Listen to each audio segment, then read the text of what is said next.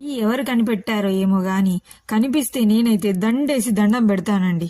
మీరు కూడా ఇలాగే దండం పెడతారా ఏంటి?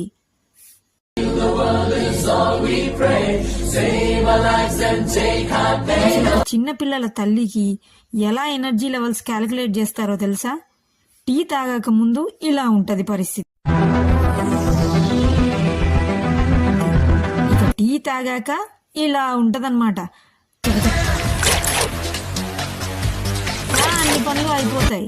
ఇవన్నీ అయిపోయాక మళ్ళీ రాత్రికి దాన సిద్ధం చేయాలి కదా. ఏంటో ఈ 3 పూటల తిండి, పైగా పూటకో రకం వండాలి. ఏంటో ఏమో మనిషి గొప్పతనం ఈ టెక్నాలజీ కనిపెట్టడంలో లేదండి. అసలు వాడి పొట్టని తృప్తిపరచుకోవడానికి ఇన్ని రకాల వంటలు కనిపెట్టాడు చూడండి, అందులో ఉంది మనిషి గొప్పతనం.